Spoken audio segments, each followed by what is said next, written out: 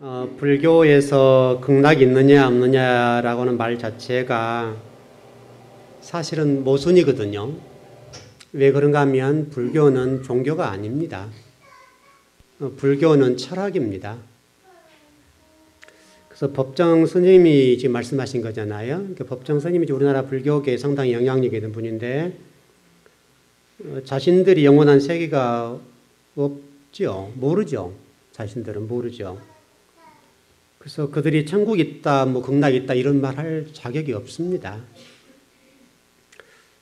사실 저는 그 법정 스님 하신 얘기를 들어보면서 그래도 정직하신 분이다라고 생각합니다. 왜냐하면 자기가 모르니까 모른다고 얘기하는 거잖아요. 그래서 예수님만 뺐지 이해되셨죠? 성경 얘기를 하고 있는 거잖아요. 하고 있는 건데 비교 종교학에서는 불교는 종교라고 얘기하지 않습니다. 철학이라고 얘기합니다. 그래서 지금 법정 스님이 상당히 저는 정직하셨다고 봅니다. 본인이 모르니까 성경 말씀을 빗대어서 말씀하신 것이 아닌가 싶거든요. 그래서 여러분 종교라고 하는 것은 특별히 생명의 종교는 세 가지를 가지고 있어야 됩니다. 자, 첫 번째 뭘 가지고 있어야 되죠? 생명의 종교는 세 가지를 해결해 줘야 됩니다. 죄 문제 해결해야 됩니다. 두 번째는 그렇죠. 우리 미래 문제, 영생의 문제, 영원히 살 수 있는 그 또 하나는요. 부활. 부활은 같이 들어가고 그 다음에 또 하나는 예? 구원. 구원은 지금 여기 두 번째 들어갔고 죄 문제 해결했고 죄 문제가 구원 문제 해결됐고 그 다음에 두 번째 내세 문제. 내세 문제 해결돼야 되죠. 또 하나가 더 있어야죠. 믿음의 대상. 맞죠? 믿음의 대상이 있어야 되죠. 이게 종교입니다. 이게 생명의 종교라고 그럽니다. 근데 이 불교에서는 물론 믿음의 대상은 그냥 이렇게 뭐 좀 불상이 있다 하더라도 죄 문제 해결합니까? 못합니까? 못하죠. 내세 문제 해결합니까? 못합니까? 못합니다. 못하니까 대답을 이렇게 하는 거예요. 그래서 저는 그 법정 스님이 하신 말씀이 그래도 정직하시다고 생각합니다. 본인이 답을 못하니까 성경 말씀을 인용해서 말씀하신 것인데 그래도 좀 정직하게 보았습니다. 불교는 죄 문제를 해결할 수가 없고 여러분과 저의 내세 문제를 해결할 수가 없습니다. 설령 그들이 생각하는 그 믿는 대상 그게 있다 하더라도 나머지 두 가지는 해결을 못합니다. 그래서 생명의 종교가 아닙니다. 그래서 이 비교 종교학에서는 불교를 종교라고 얘기하지 않습니다. 불교는 철학입니다. 그래서 여러분 그 불교에는 두 가지가 있죠. 대승불교와 소승불교가 있거든요. 이 두 가지가 있는데 두 가지 내용은 똑같습니다. 사람이 어떤 진리를 향해서 간다 이 말이거든요. 진리를 있는 것을 깨달은 것이 아니라 내가 진리를 향해 가는 거예요. 그래서 내가 부처가 되는 거예요. 그래서 대승불교나 소승불교의 핵심은 똑같습니다. 그래서 여러분 큰 스님들이 이런 얘기 하잖아요. 내가 서서 잠을 몇 년 잤다. 본인이 깨닫는 거잖아요. 그 다음에 그 1절에 보면 뭐 유명한 말이지만 물은 물이요 산은 산이다. 이렇게 얘기를 하는 겁니다. 그러나 여러분 이 종교라고 하는 것의 중심은 불교가 될 수가 없고요. 여러분 세계 3대 종교가 뭐죠? 세계 3대 종교. 세계 3대 종교. 기독교, 그렇죠. 그 다음에 이슬람교, 그 다음에 불교 들어갑니까? 관점이 다 다른데 유대교, 이해되셨죠? 유대교, 이슬람, 기독교 이 세 종교를 3대 종교라고 합니다. 물론 어떤 그 글에는 불교, 기독교, 그 다음에 이슬람교 이렇게 얘기하는 경우도 있지만 실질적으로는 불교는 제가 종교 안 들은다 그랬죠. 그랬으니까 이미 이것은 학문적으로 검증이 되는 거거든요. 그러니까 유대교나 기독교나 이슬람교의 태동이 어디서 태동됐습니까? 어떤 지역적으로. 이스라엘이죠. 이스라엘이 어디예요? 이스라엘 가운데도 또 어느 곳이에요? 이스라엘 가운데도 핵심적인 장소가 있죠. 예루살렘. 이거 답이 됐나요? 이 세계의 3대 종교가 유대교, 기독교, 이슬람교라고 본다면 이 3대 종교의 태동은 이스라엘이고 이스라엘 가운데도 핵심이 예루살렘입니다. 그래서 예루살렘이 굉장히 중요한 장소입니다. 지금도 그렇고 앞으로도 그렇고 이 역사의 모든 운행하는 모든 것의 핵심은 예루살렘 중심으로 흘러갑니다. 그래서 여러분 그걸 잘 알아야 되는데 지금은 여러분 예루살렘 성에 뭐가 세워져 있습니까? 예루살렘 성의 주인이 누구예요? 그래서 모스크가 있죠. 황금 돔이 있는 것인데 어쨌든 지금 이 예루살렘이 이렇게 지금 세계 역사의 중심에 있고 예루살렘이 이슬람권에 소속이 되어 있는데 이것은 역사적인 문제입니다. 또 그들이 예수 그리스도를 메시아로 믿지 않는 동안에 평화 없다 했던 것처럼 그렇게 되어 있는 겁니다. 성경 말씀이 되어 있는 거예요. 언젠가 회복이 될 텐데 그래서 여러분 예루살렘이라고 하면 굉장히 중요한 장소인데 예루살렘은 첫 번째로 여러분 뭡니까? 아브라함이 누구를 데렸던 장소입니까? 이삭을 데렸던 장소고 또 지금 실제로 성경 얘기하고 있는 것처럼 브엘세바에 지금도 가보면 한 3일길 정도 됩니다. 브엘세바에서 3일길 정도 되고 그 다음에 다윗 다음에 솔로몬이 뭘 세웠습니까? 솔로몬 성전. 성전을 세웠던 장소가 예루살렘 성전입니다. 또 여러분 다윗 때 오르난 그 타작마당 사건이 있지요. 그 장소입니다. 그래서 역병이 일어났던 그런 일들이 있었고 특별히 그 예루살렘 뭡니까? 역대상 21장에 보면 그 다윗이 인구조사한 얘기가 있죠. 인구조사한 것 때문에 하나님이 세 가지를 요구하셨죠. 세 가지 가운데 하나를 선택해라 그랬죠. 그래서 한 가지를 선택했는데 그것 때문에 7만 명 정도 죽었죠. 그 장소가 다 예루살렘입니다. 특별히 이 일이 신본주의를 지향했던 다윗이 인본주의를 잠깐 돌아갔던 일 때문에 7만 명이 죽었습니다. 그러니까 여러분 그 지도자라고 하는 것이 중요하단 말이죠. 그러니까 지도자가 잘못되면 한 사람이 잘못되면 7만 명이 죽을 수가 있는 거예요. 지금 똑같습니다. 지금도 나라 적어도 마찬가지고 그런데 그런 일들이 벌어져서 7만 명이 죽었던 그런 사건들이 있었던 장소고 그때 뭡니까? 천사들입니까? 칼을 이렇게 들고 있는 장면이 있었죠. 그때 다윗이 그걸 보고 빠르게 재단을 쌓아서 칼을 꽂는 장면이 있죠. 그런 사건이 일어났던 장소들이 바로 예루살렘입니다. 예루살렘이라는 곳은 이 지구상의 정말 중요한 장소고 또 우리 지금 오늘 종료주일인데 기독교의 핵심적인 장소지요. 또 이번 주간에 고난주간이어서 예수님이 걸어가셨던 그 십자가의 길을 걸어가는 그런 사건이 2000년 전에 있었습니다. 저도 지금 그 예수님이 걸어가셨던 그 길을 똑같이 한번 행진을 해봤었습니다. 너무나 감동스럽고 너무나 죄책스럽고 너무나 흥분되었던 그런 장소입니다. 어떤 분명한 사실은 이 예루살렘 성전이라고 하는 것은 우리 성경에 지금은 뭐 새로운 성전이 세워졌지만은 돌 하나 돌에 남지 않는 그런 고통을 겪었던 역사적인 흔적을 가지고 있는 곳입니다. 그래서 오늘 본문 가운데 20절에서 24절의 말씀 보면 그런 것들 있죠. 뭐 지난주에 말씀드렸던 것처럼 이미 그 문제에 관해서는 역사적으로 증명이 됐고 이루어졌습니다. 성취되었습니다. 성취되어서 지금 역사 가운데 예루살렘 성전이 무너졌습니다. 무너짐으로 인해서 발생된 게 뭡니까? 예루살렘 성전이 없어진 것 때문에 이스라엘에게 어떤 문제 해결되지 않죠? 아까 첫 번째 생명의 종교의 첫 번째가 뭐였습니까? 죄 문제죠. 그러니까 예루살렘 성전이 무너졌단 말은 죄 문제를 해결할 수 없단 말이에요. 왜냐하면 제사를 못 드리니까. 우리식으로 얘기하면 예배를 못 드리니까 유대교 특별히 이스라엘 사람들은 뭡니까? 우리 십자가를 통해서 구속받는 게 아니죠. 죄를 지었으면 대신 짐승이 나를 대신해 죽어주는 거 이런 일들인데 이건 반드시 제사를 동반해야 되잖아요. 그런 것들인데 이런 것들이 성립되지 않아서 구원의 요소가 배제됐습니다. 그래서 고통스러운 것이죠. 그래서 미슈나 문헌에 보면 납비들이 이렇게 통곡을 합니다. 화로다 우리 유대 민족이여 망하게 되었도다. 이제 성전이 사라졌으니 우리 민족에게 죄사함의 길이 열리겠는가.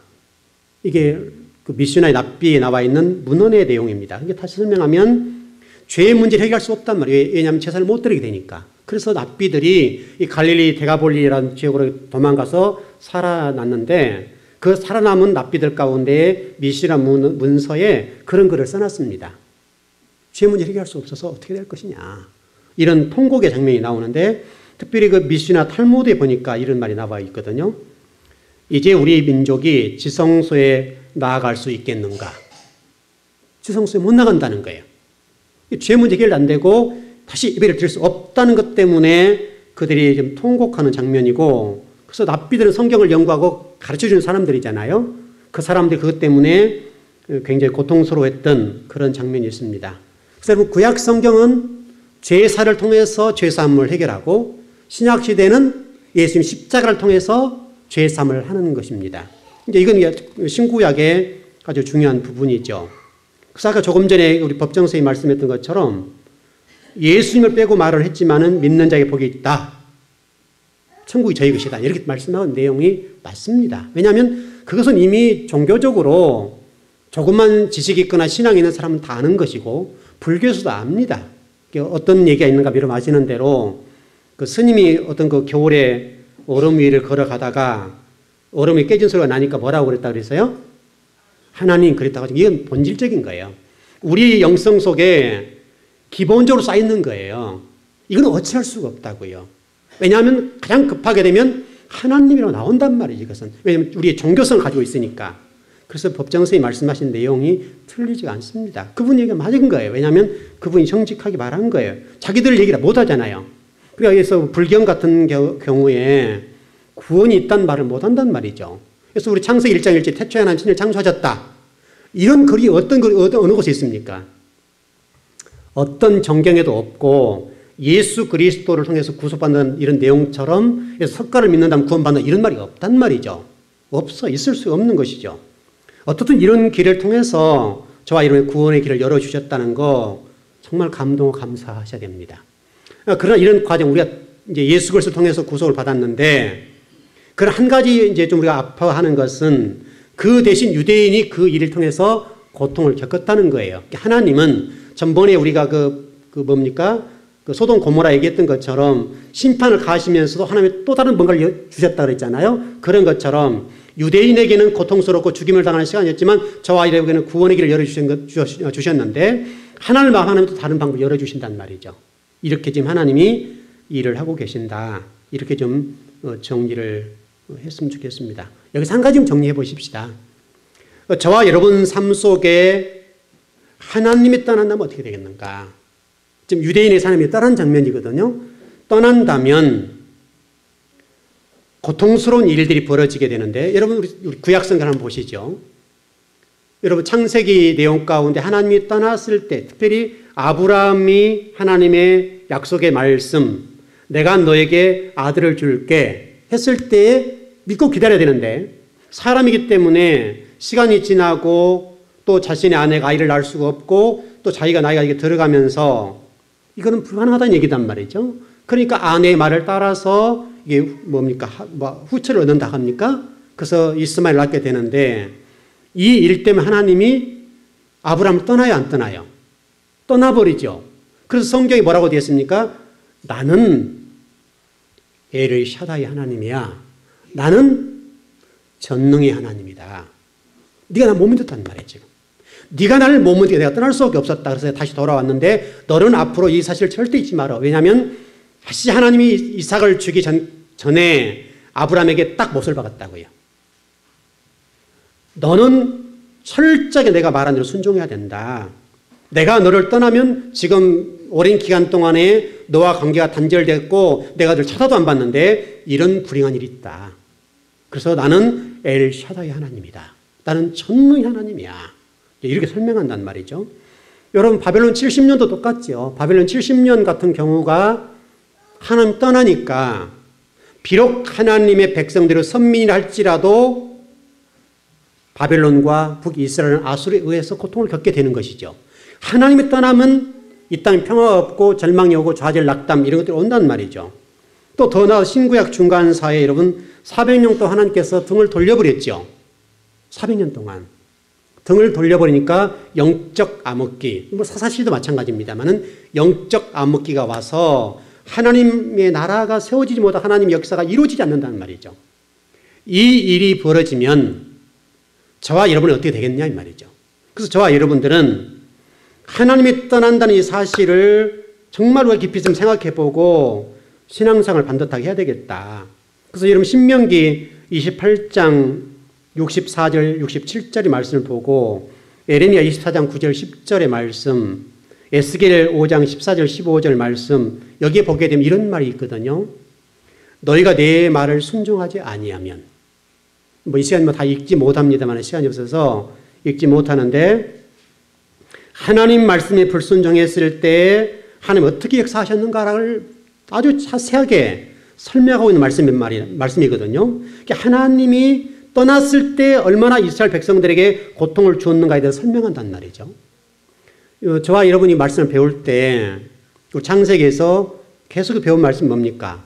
하나님 나의 주인이시다. 하나님이 이 세상을 창조하실 때 뭘로 창조하셨다고요? 말씀으로. 다바르 하시니 뭐가 됐다고요? 물건이 나타났다. 다바르 하시니, 최초의 창세 1장 3절에 하나님이 다바르 하시니 물건이 나타났다. 또 특별히 1장 26절에 가서 뭐라고 되어 있습니까? 하나님의 다스림의 핵심이 뭐라고 그랬습니까? 말씀이다. 하나님의 다스림의 핵심이 다른 어떤 것이 아니라 이 말이죠. 오직 말씀. 성경에 기록된 이 말씀을 가지고 우리 말씀하시고 그거 가지고 복과 은혜를 주시고 역사하시고 이 모든 것을 운행하신다고요. 그러나 그 말씀을 떠나버렸을 때는 하나님 역사가 중단된다고요. 현재도 마찬가지예요. 현재도 예를 들어서 우리가 계시록 뭐라고 되어 있습니까? 내가 촛대 옮겨 이렇게 되어 있죠. 촛대를 옮긴 다음에 하나님 역사했던 모든 것들을 걷어버린단 말이잖아요. 다시 설명하면 하나님의 말씀이 떠나면 이 세상 속에 역사가 일어나지 아니하고 고통과 좌절과 싸움과 분냄과 시기와 질투와 죽임과 온갖 가난과 온갖 역병이 돌아오고 고통이 돌아온다 이 말이죠. 그래서 저와 여러분들에게 성경 말씀 가운데 단 한 말씀이라도 순종한다면 그 순종해 놓은 말씀 때문에 하나님 역사할 수 있는 근거가 되고 재료가 된단 말이죠. 그래서 저와 이런 말씀이 그렇게 중요하다고요. 그래서 여러분 신명기 28장의 말씀 보면 그런 말씀이 있거든요. 똑같아요. 이 말씀들이 민족적 하나님의 평화가 없어지게 됐고 또 뭐 발바닥에 쉴 곳도 없고 고통스러운 이런 시간들이 주어지고 마음은 불안하고 떨게 되고 다시 설명하면 눈이 쇠해지고 정신이 산란해지고 고통스러운 일이 있을 것이다. 그런 말씀들이 성경에 곳곳에 기록되어 있단 말이죠. 저와 여러분이 성경 말씀을 가까이 하고 하나님의 말씀대로 순종한다고 하는 것은 굉장히 복이에요. 그래서 여러분과 제가 오늘 종료주의를 맞이해서 하나님 말씀에 대해서 한 말씀이라도 순종할 수 있는 그런 자세를 가지자. 창세부터 요한계시록의 성경에 기록된 이 말씀을 한 말 순종해 보세요. 그럼 하나님이 저와 여러분의 역사할 수 있는 근거가 생기고 하나님 복을 주실, 은혜를 주실 그런 일이 생긴다는 말이죠. 이미 구약 성경에서 하나님 이스라엘 백성을 통해서 우리에게 말씀하시잖아요. 이스라엘 백성들이 하나님을 떠나고 진리를 떠났을 때의 수치와 온갖 곤욕과 고통을 당하고 나라를 빼앗김과 죽임당함과 배고픔과 이런 일을 당하게 될 것이다. 그렇게 말씀하고 있거든요. 또 하나님 분노, 징벌, 중벌, 뭡니까? 심하게 때리시는 일들, 그런 일들이 있겠다라고 말씀하고 있거든요. 지금 실질적으로 현재도 이런 일들은 동일하게 진행이 되고 있습니다. 유대인들이 하나님을 떠났을 때 여러분 그 성경에도 이런 표현이 조금 표현이었는데 그 수용소에서 유대인들이 이렇게 수용되어 있던 때가 있었죠. 근데요, 참 치욕스러운 부분인데 유대인에게는 그래서 우리가 옛날 우리 그 초등학교 다닐 때 이게 명찰 달았죠. 수건해가지고 명찰 달았죠. 그랬던 것처럼 유대인들 이 가슴에다가 노란 표를 달도록 했어요. 유대인에게만. 유대인에게 노란 표를 달았다는 무슨 말이냐면 저 사람은 짓밟아도 된단 말이에요. 쉽게 설명해 죽여도 관계없단 말이에요. 그 정도로 치욕스러운 이 노란 표를 달고 다니고 이 노란 표의 상징은 개나 돼지다 이 말이에요. 그래서 유대인들이 수용소에 있을 때 노란 표를 달고 다녔는데 이 노란 표의 표식이라고 하는 것은 저주의 상징이 되어버렸어요. 이게 지금 유대인들이 그 수용소에 있을 때 그렇게 18폈다 이 말이죠. 살롬이 사라지게 되니까 이제 그렇게 됐고요. 그 유대 민족의 고난의 역사라는 이제 책이 하나 있는데 참 그 책을 읽으면 가슴이 아픈데 그 책의 내용을 다 설명할 수는 없지만 이렇게 되어 있습니다. 유대 민족의 고난의 역사 이런 책인데 십자군 전쟁 때에 유대인들을 회당에다가 집어넣어놓고 불을 질렀습니다. 이게 다 막아버린 거죠. 문을 다 폐쇄시키고 못질을 해놓은 다음에 불을 질러버린 거예요. 그럼 어떻게 되겠습니까? 다 죽이는 거죠. 불에 타 죽어버린 거예요. 불에 타가 다 그 안에서 고통스럽게 다 죽임을 당합니다. 또 특별히 그 흑사병이 돌 때 이런 일이 있었는데 이 흑사병을 정치적인 일인데 흑사병 때문에 좀 동요가 일어나겠죠. 그 민심을 잠재우기 위해서 그 흑사병의 주범이 누구라고 설명했냐면 유대인이라고 그랬다고요. 그러니까 유대인들 잡아 죽이는 거예요. 이런 일들이 있었고 이 일로 대량 학살이 일어났습니다. 여러분 또 스페인에서는요. 유대인들을 강제로 개종시키면서 또 개종을 하지 않거나 그러면 재산을 몰수하고 죽이는 거예요. 영국에서도요. 러시아, 독일, 폴란드에서도 똑같았습니다. 이 책의 내용이 이렇게 되어 있습니다. 그 내용을 한마디로 요약해보면 고통의 바다 이렇게 되어 있습니다. 고통의 바다. 고통의 바다. 여러분 그 파도가 이렇게 칠 때 아마 여러분 가보신 분들 아시는데 도저히 내가 건널 수 없는 몇 시간 거리의 바다를 깊이 나갔다 해보십시다. 그때 파도가 쳤을 때에 생명의 경각이 달렸거든요. 저도 좀 그런 경험을 좀 해봤는데요.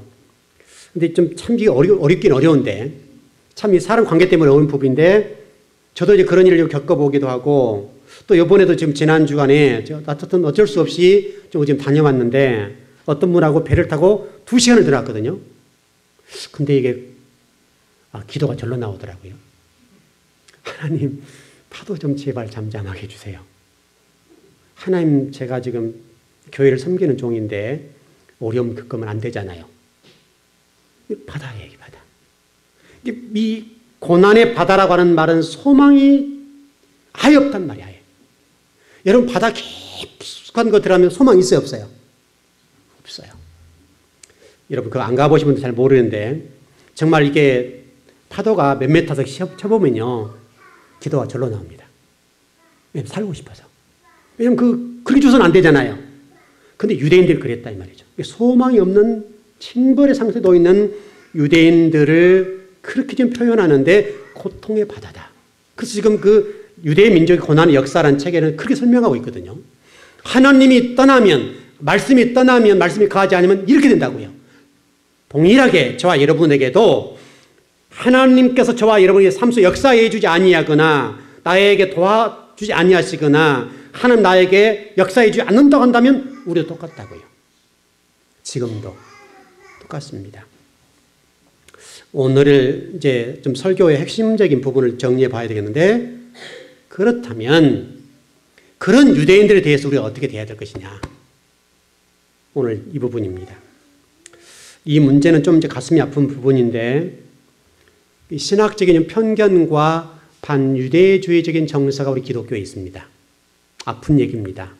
아픈 얘기인데 유대인들이 회복된다, 예루살렘이 회복된다라고 얘기를 하면 지금도 어떤 분들은 이렇게 얘기합니다. 그 목사 이단 아니야? 이렇게 얘기를 한다는 겁니다. 제가 지금 몇 주에 걸쳐 이 설교를 좀 하는데 지금 이 일은 그동안의 신학적인 편견과 반유대주의적인 정서 때문에 그래요. 그동안에 우리 주의 종들이 또 신학자들이 성경을 가르치면서 유대인들은 앞으로 구속받지 못할 사람들이고 오직 심판의 대상이다. 여기에 초점 몰고 가르쳐 왔거든요. 그러니까 지금 강단에서 유대인들이 회복된다거나 예루살렘 회복된다거나 이스라엘 회복된다는 말은 잘못된 걸 이해한다고요. 이것은 여러분 신학적인 편견입니다. 신학적인 편견인데 분명히 성경은 이렇게 되어 있습니다. 그 스가랴서 1장 14절 15절의 말씀을 읽어드리겠는데 이렇게 되어 있습니다.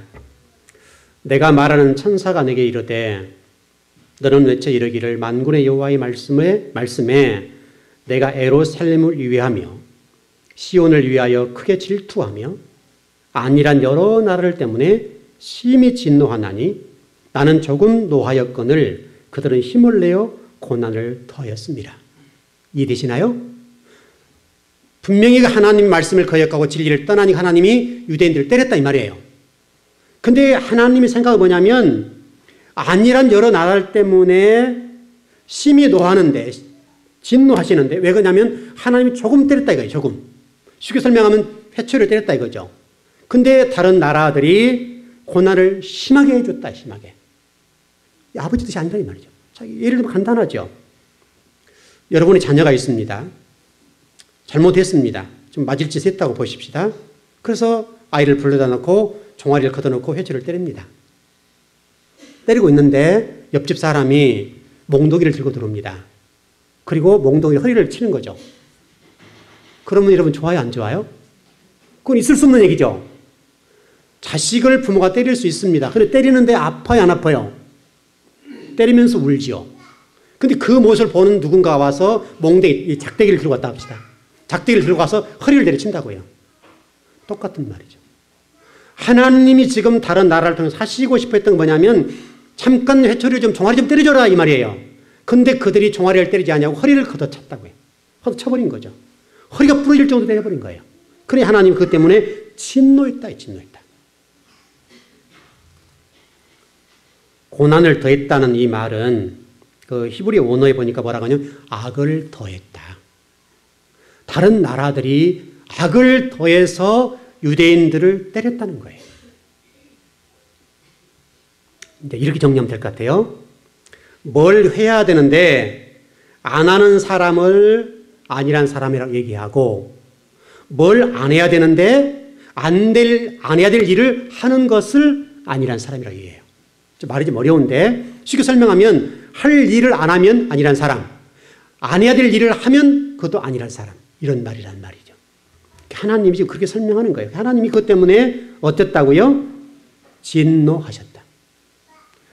하나님이 진노하셔서 하나님의 생각보다 더 과하게 징벌했거나 때렸거나 고통을 줬던 그 민족들을 어떻게 한단 말이에요? 진노해버린다. 심판해버린다. 이런 표현입니다. 자, 여러분과 저는 이렇게 하면 되지 않나 싶습니다. 비록 하나님이 이스라엘 백성을 때렸다 하더라도 거기다 우리가 작대기를 들고 나와서 허리를 칠 것이 아니라 맡고 있는 그 유대인들을 품에 안고 기도해 줘야 되지 않냐 이 말이죠. 이해되시나요? 자, 누군가 잘못했다 합시다. 잘못했다 했을 때에 누군가 때린다 합시다. 그럼 우리 믿는 사람 그리스도인들은 십자가의 보혈로 용서를 받은 우리들은 죄인이지만은 잘못되었지만은 그 잘못된 것을 나무라기 전에 품고 기도해 주고 감싸 주어야 되지 않냐 이 말이죠. 만일 우리 성도가 누구가 잘못했다고 한다면 잘못했을 때 그 잘못을 정죄하고 심판하고 무너뜨리고 신앙을 떠나도록 하는 것이 옳습니까? 품고 기도해 주는 게 옳습니까? 그 얘기예요 지금요. 여러분들은 혹시나 누군가가 잘못했다 할지라도 정죄의 대상으로 삼지 마시고 그들을 작대기를 때릴 것이 아니라 용서하고 보듬어주고 감싸주고 안아줘야 된다. 예를 들어서 제가 이런 설교를 했었던 적이 있습니다. 좀 우리나라에 조금 그 사입이나 이단들이 좀 많이 좀 득세하는 경향이 있는데 그래서 좀 가슴이 아픈 부분이죠. 어떻든 간에 그들도 하나님의 자녀였으면 좋겠는데 이제 그동안 교회들이 어느 집단은 교회에 들어오지 마시오 이렇게 한단 말이죠. 왜냐하면 교회를 보호하기 위해서 그렇죠. 이해하는 부분이죠. 아픈 부분이에요. 보호하기 위해서. 왜냐하면 성도를 안 다치게 하기 위해서 그렇게 해요. 우리 통합 측에서도 그런 공문이 내려와서 교회마다 그걸 붙이도록 했어요. 저는 안 붙였어요. 왜 그런가 하면 그들이 왜 그렇게 되었는가라고 보는 거예요. 그 사람들을 그러면 지옥 가라 놔둬야 되냐 이 말이죠. 그러진 않다고 봐요. 그들도 다시 한번 신앙을 회복해서 구원받는 사람들 돼야 된단 말이죠. 그렇다면 기존 교회에 들어와서 문제를 일으키지 않도록 하고 그 영혼들에게 진리 말씀을 바르게 잘 가르쳐줘서 다시 한번 예수 그리스도를 구주와 주님으로 영접하고 하나님의 자녀로 삼아줘야 되지 않겠냐 이거죠. 잘못된 성경을 배우고 잘못된 진리를 배워서 이단에 속해 있고 사단의 어떤 사입에 속해 있는 그 사람들을 그냥 방치하면 그것은 옳으냐 이 말이죠. 옳지는 않죠. 그들을 위해서 기도해 줘야 되고 잘못된 성경을 배우고 잘못된 누군가를 따라가는 그 부분을 예수 그리스도를 믿도록 하고 구주와 주님으로 고백하도록 바꿔줘야 되겠죠. 그것은 우리 주의 종들의 역할이죠. 그래서 우리 교회는 그것을 안 붙였어요. 안 붙였는데 그래서 얼마 전에도 보니까 그 좀 어디 집단에 좀 오셨다 가셨는데 다시 안 오시네 보니까 안 오시는데 안타깝죠. 제 생각은 그랬어요. 저도 그런 기도를 했는데 비록 그들이 어떤 목적을 가지고 교회에 오셨지만 목적 가지고 온 그분들에 관해서 내치지 않았다고요. 식사할 때 잘 잡수시라고 많이 드시라고 그래서 따뜻하게 해서 보내드렸어요. 제 생각은 그 이유로 동일해요. 기도했어요. 하나님 그 영혼들이 비록 불쌍하고 잘못된 교리와 잘못된 진리 때문에 고통을 겪고 있는데 우리 교회 발을 내딛었으니 한 말씀 들었잖아요. 그렇다면 그 영혼 속에 진리가 들어가서 회개하고 돌아와서 구주와 주님, 예수 그리스도를 구주와 주님으로 다시 한번 영접할 수 있도록 도와주세요. 그렇게 기도했다고요. 여러분 그게 맞지 않습니까? 유대인도 똑같다 이 말이죠. 여러분 예수님께서 현장에 가늠한 여인을 향해서 많은 사람이 돌을 던지고 거기에 높은 사람들 돌을 차례차례 던져 내려갔잖아요. 그래서 좀 고위직에 있는 사람들이 먼저 돌을 던진 거죠. 던질 때에 주님께서 말씀하셨어요. 뭐라고 말씀하셨어요? 글을 썼죠. 죄 없는 자 돌로 쳐라 했을 때에 어떻게 합니까? 좀 고위직에 있는 사람부터 다 도망갔다고요. 그 사람들 까보면 죄인들이에요. 여러분 지금 그 새 정부가 어떤 일꾼들을 세우는데 세우는 사람마다 쪽쪽였대요. 다 열어보니까 그놈이더라. 이렇게 돼 있잖아요 지금. 그러니까 우리가 큰 틀에서 큰 문제가 없으면 넘어가자 이 말이죠. 하나님 나라와 특별히 우리 정치적인 입장에서도 우리 나라에서 큰 일을 할 수 있는 사람이라 하면 조금 부분이 잘못된 부분이 있다 할지라도 눈 감아주자. 왜냐하면 깨끗하면 좋지요. 근데 실질적으로 깨끗한 사람이 있냐 이 말이에요 지금. 그러니까 우리 영적인 입장에서 죄인을 돌을 들어서 치는 것은 옳지 않으니까 그래서 예수님께서 말씀하신 것이 죄 없는데 돌을 들어서 쳐라 이거예요. 치라 이거예요. 그래 다 도망갔다 이거죠. 우리가 그런 어떤 사랑의 정신, 신앙의 정신, 예수님과 같은 그런 넓은 마음을 가지고 잘못된 성도가 좀 징벌을 받아야 잘못됐다 할지라도 그 영혼을 품고 기도해주고 그래야 되지 않겠냐 이거죠. 유대인도 마찬가지다. 유대인도. 비록 그들이 구약 성경을 근거로 해서 봤을 때 하나님을 떠나 우상을 숭배하고 진리를 거역했던 부분이 있지만은 또 디아스포라 2000년 동안 고통을 겪었지만은 그런 부가 그들을 너희들은 잘못된 놈들이다. 마땅히 죽어야 된다라고 얘기하면 이것은 그리스도의 정신이 아니라 이 말이죠. 우리는 그들을 품고 기도하고 하나님 저도 저럴 수 있습니다. 저도 저들처럼 그렇습니다라고 기도하고 그들을 안아주는 것이 주님의 정신이 아니냐. 결국은 성경의 잠언서에 보면 뭐라고 되어 있습니까? 악은 악의 장에 차면 데려가고 선은 선의 장에 차면 데려간다. 그랬던 것처럼 분명히 그 모든 것들의 결론은 하나님의 주권에 달려 있으니까 그것은 아버지 주권을 맡겨놓고 우리는 그리스도 정신과 따뜻한 사랑을 가지고 십자가를 통해 구속해 주셨던 그 은혜를 가지고 모든 사람을 대하고 잘못된 사람이나 고통당하는 사람들을 품어주는 것이 옳지 않냐.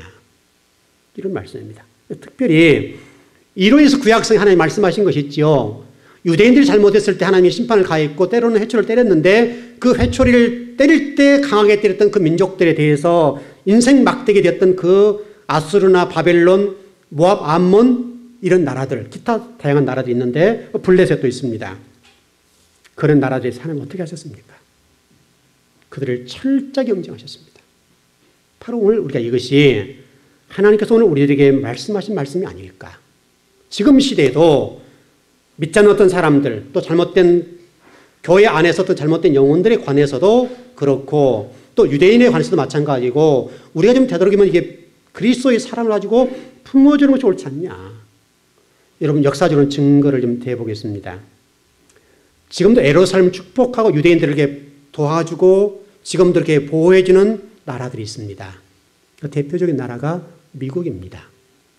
저는 별로 미국을 이렇게 좋아하는 편은 아닙니다. 왜냐하면 너무나 신앙적으로 혼돈을 가지고 있기 때문에 좋아하는 편은 아니지만은 그럼에도 불구하고 하나님 미국 사람들에게 복을 주고 있습니다.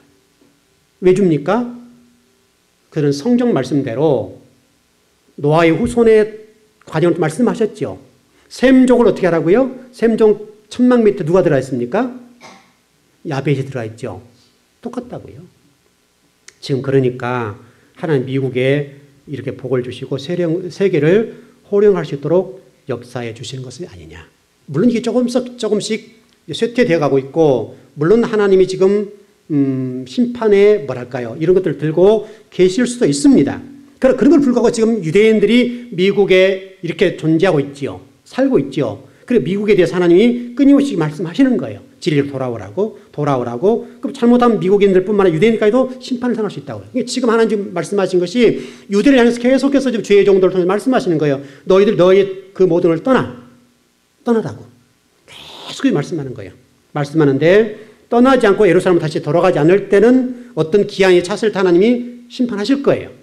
그것은 어쩔 수 없겠죠. 왜냐하면 마치 소돔 고모라의 롯의 부인이 과거의 부경화를 바라보고 뒤를 돌아보는 순간에 소금기둥이 되었던 것처럼 그렇게 될 거라 이 말이죠. 그럴 겁니다.